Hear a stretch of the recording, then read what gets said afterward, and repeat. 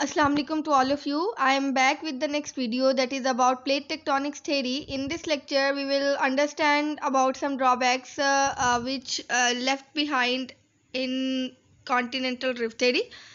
So plate tectonics theory की अगर हम बात करें तो plates are different rocky fragments in lithospheric layer.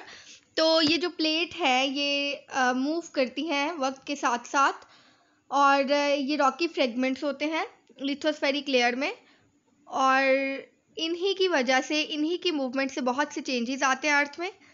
वो चेंजेस जो है वो earthquake, volcanic activities, mountain building etcetera ये चेंजेस हो सकते हैं.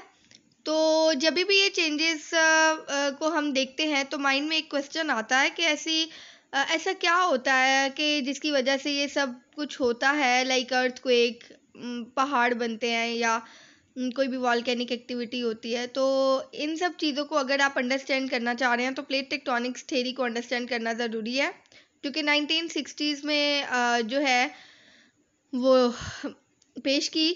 और उसके बाद जो है हम देखें तो ये लिथोस्फेरिक प्लेट जो हैं वो ऐसा नहीं कि बहुत जल्दी मूव कर जाती हैं. एक पहाड़ ऐसा नहीं है कि प्लेट की मूवमेंट की वजह से एक ही दिन में या 2 दिन में बन जाता है, उसको बनने में हज़ारों साल लग जाते हैं. So we can say that कि ये जो प्लेट है वो उनकी मूवमेंट जो है अगर हम पर ईयर के हवाले से बात करें तो 1 to 10 centimetre per year move करती हैं सिर्फ. और इनकी मूवमेंट जो है वो डिटरमिन करती है कि whether which geological phenomena will occur, whether there is volcanic activities, whether there is earthquake, whether there is mountain building, etc. So plates जो हैं वो मूव जब करती हैं वो डिफरेंट वेज में मूव कर सकती हैं, लाइक हॉरिजॉन्टली मूव कर सकती हैं, वर्टिकल वे में मूव कर सकती हैं. और ऐसा नहीं है कि प्लेट एक ही साइज़ की होती हैं, उसमें भी वेरिएशन आ जाती हैं. क्रशिंग का फिनोमिना होता है, एडिंग का फिनोमिना होता है, तो डेफिनेटली प्लेट्स का साइज़ जो है वो वेरी करता रहता है. और अगर हम देखें तो average you can say that के 50 to 250 माइल्स थिकनेस की जो है वो प्लेट्स मोस्टली देखी जाती हैं. और अब माइंड में ये भी क्वेश्चन आता है कि अगर ये प्लेट्स मूव करने की वजह से इस तरह के फिनोमिना आते हैं तो अब प्लेट्स क्यों मूव करती हैं, ऐसी कौन सी फोर्स है जो कि रिस्पॉन्सिबल होती है इनकी मूवमेंट के लिए. तो दैट इज़ कन्वेंशनल करंट, जो कि कोर से होता हुआ एक फॉर्म में जो है प्लेट्स तक जाता है और ये प्लेट्स जो हैं फिर इस करंट के मिलने की वजह से जो है मूव करती रहती हैं. तो आगे हम चलें तो इसमें डिफरेंट लेयर्स देखी जा सकती हैं अर्थ की, which is continental crust, oceanic crust, lithosphere, asthenosphere and mantle. तो these are different layer of earth, जिसमें the most important to understand that theory is the lithospheric layer. उसके बाद अगर हम बात करें तो that is about asthenosphere. Asthenosphere जो है वो कॉन्टिनेंटल क्रस्ट और ओशनिक क्रस्ट जब आपस में मिल जाते हैं तो उनके मिलने से एक नीचे की लेयर बन जाती है which is asthenosphere. And continental crust is 32 kilometre deep and oceanic crust is 10 kilometre deep. और अब हम बात करें अगर प्लेट्स की,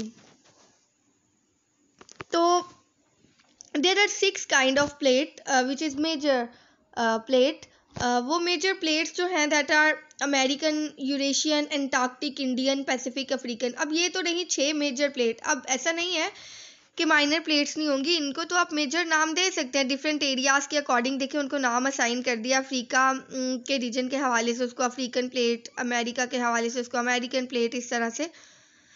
तो माइनर प्लेट इसमें जो सब रीजन्स आते होंगे उनके अकॉर्डिंग आप उनको डिफरेंट नेम असाइन कर सकते हैं, जिनको आप माइनर प्लेट का नाम दे सकते हैं. उसके बाद वॉल्केनिक एक्टिविटीज़, अर्थक्वेक या माउंटेन बिल्डिंग जो है वो डेफिनेटली इन प्लेट्स की वजह से होते हैं ये सब फिनोमिनास. तो ये प्लेट्स जो हैं वो 3 तरह से मूव करती हैं. There are 3 ways by which these plates can move. वो या तो आपस में एक दूसरे से दूर जाती हैं, या आपस में एक दूसरे के करीब आके तो टकराती हैं, या एक दूसरे के साइड वे में मूव करके तो आगे पीछे चली जाती हैं. तो इन सब चीज़ों को हम बारी बारी डिस्कस करते हैं. ये रही 3 तरह की मूवमेंट जिनके बिहाफ पे उनको नेम असाइन कर दिया जाता है. डाइवर्जेंस बाउंड्री का, कन्वर्जेंस बाउंड्री का, या कन्वर्जेंस प्लेट कह लें या डाइवर्जेंस प्लेट कह लें या ट्रांसफर प्लेट मार्जिन कह लें।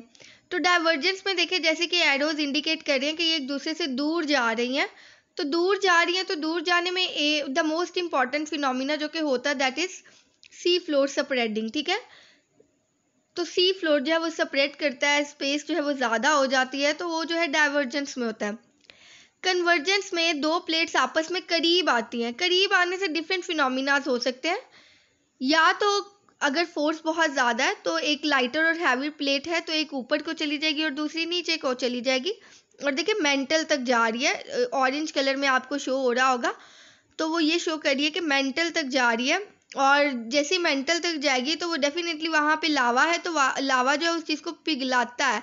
तो बाद वक़्त क्या होता है कि पिघलते पिघलते लावा खुद भी वहाँ से बाहर आ जाता है अर्थ के ऊपर, तो उसको वॉल्केनिक इरप्शन का नाम भी देते हैं। तो there are two kind of things can happen in convergence. और इसके अलावा जो है अर्थ को एक भी कन्वर्जेंस बाउंड्री से आता है। अगर दोनों एक ही फोर्स से टकराती हैं प्लेट्स तो उससे क्या होता है, ज़मीन जो है वो हिलती है, जिससे हमें अर्थक्वेक फील होता है। उसके अलावा देखिए third one is the transfer plate margin. उसमें क्या हो रहा है, प्लेट्स जो हैं वो साइड वे में मूव कर रही हैं, एक आगे को आ रही है और दूसरी उसके ऑपोजिट साइड पे जा रही है। तो इस तरह से जब एक दूसरे को रब करते हुए प्लेट्स गुजरती हैं और एक फोर्स के साथ जब छोड़ती हैं तो अर्थ को एक फील होता है। और इसके अलावा इसमें जो है क्रैकिंग आने के भी चांसेस होते हैं। तो let's discuss that one by one. तो देखिए सबसे पहले डाइवर्जेंस प्लेट है। डाइवर्जेंस प्लेट में आप देख सकते हैं यहाँ पे एक पिक्चर दिखाई गई है ग्रीन कलर में और ऑरेंज कलर में। तो देखिए स्टार्टिंग पे जब होता है तो थोड़ी सी रिफ्टिंग हो रही है, उसके बाद और देन एक टाइम आता है बहुत ज़्यादा स्प्रेडिंग हो जाती है। तो it's just because of divergence, जिसमें प्लेट्स जो हैं वो आपस में दूर जाती हैं। तो यही बात यहाँ पे लिखी हुई है कि when two plates move away from each other, divergent plate margin is formed. It is marked by mid-oceanic ridge. New oceanic crust formed during the process, which is called as sea spreading. Where the oceanic plates are moving away from each other is called a zone of divergence. ठीक है, तो इसको आप zone of divergence का नाम दे सकते हैं। उसके बाद कन्वर्जेंस प्लेट को हम देखें तो कन्वर्जन में क्या होता है, जब दो प्लेट्स आपस में टकराती हैं आपस में करीब आके, ठीक है, तो उससे जो है डिफरेंट फिनोमिनाज हो सकते हैं। एक तो सबडक्शन जोन बन सकते हैं। सबडक्शन जोन में क्या होता है, एक प्लेट नीचे को जाती है और दूसरी ऊपर को आती है और लावा तक चली जाती है एक प्लेट जो नीचे की तरफ होती है। तो इससे क्या होता है, वॉल्केनिक इरप्शन आने के चांसेस होते हैं और एक तो सबडक्शन जोन बन जाता है। ठीक है, ऊपर और नीचे जाने के प्रोसेस को ही हम सबडक्शन जोन का नाम देते हैं। और सबडक्शन जोन में देखिए एक थिन और एक थिक प्लेट इन्वॉल्व होती है, मतलब एक लाइटर और एक हैवी। तो इस तरह से जब एक लाइटर और एक हैवी प्लेट आपस में टकराती हैं तो उससे सबडक्शन जोन के बनने के ज़्यादा चांसेस होते हैं। और उसके अलावा जो है देखिए वो जो हमने ट्रांसफॉर्म या ट्रांसफर प्लेट बाउंड्री कहा था, उसमें जब दो प्लेट्स आपस में एक दूसरे से साइड वे में मूव कर रही होती हैं, ठीक है, पैरेलल वे में एक दूसरे के ऑपोजिट वे में जा रही होती हैं, तो उससे क्या होता है, बहुत ज़्यादा फ्रिक्शन, जब वो छोड़ती हैं एक दूसरे को तो बहुत ज़्यादा फ्रिक्शन प्रोड्यूस होने की वजह से एक जर्की मूवमेंट फील होती है। और जर्की मूवमेंट की वजह से अगर तो प्रेशर बहुत ज़्यादा है तो क्रैकिंग भी आ जाती है ज़मीन के अंदर। ठीक है, इस तरह से जैसे आपको पिक्चर में शो हो रहा है। तो ये जो है वो ट्रांसफर प्लेट बाउंड्री की वजह से होता है। और इसके अलावा कन्वर्जन प्लेट मार्जिन, जिसमें आप कह सकते हैं कि वॉल्केनिक आइलैंड बनते हैं। ठीक है, तो वॉल्केनिक आइलैंड जो है वो भी जो है ये ओशनिक ट्रेंचेस की वजह से बनते हैं। ओशनिक ट्रेंचेस जब आ जाते हैं तो वॉल्केनोज ऊपर की तरफ आते हैं और वो ज़मीन को ऊपर की तरफ उठाते हैं, तो ज़मीन जैसे जैसे ऊपर को उठती है तो एक आइलैंड बन जाता है। ठीक है, ओशनिक आइलैंड कह सकते हैं आप अगर ओशन में बन रहा है ये। ठीक है, तो यही बात यहाँ पे लिखी हुई है कि when the plates collide the compression result in volcanic activities.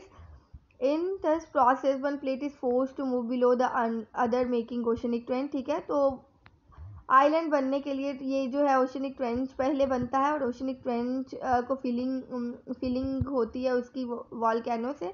ठीक है, वो जैसे जैसे ऊपर को ज़मीन को उठाते हैं तो उससे जो है वो एक आइलैंड बन जाता है। अच्छा जी, उसके बाद ट्रांसफॉर्म प्लेट मार्जिन, वही बात कि इसमें दो प्लेट्स एक दूसरे के ऑपोजिट वे में जा रही होती हैं विद रबिंग। ठीक है, एक दूसरे को रब करते हुए, तो जब वो छोड़ती हैं तो बहुत ज़्यादा फ्रिक्शन की वजह से जो है जेट की मूवमेंट फील होती है और क्रैकिंग आने के चांसेस भी होते हैं और अर्थक्वेक भी फील होता है. That's all about plate tectonics theory. I hope so आपको किसी हद तक इस वीडियो ने हेल्प की होगी. If this video help you then thank you so much.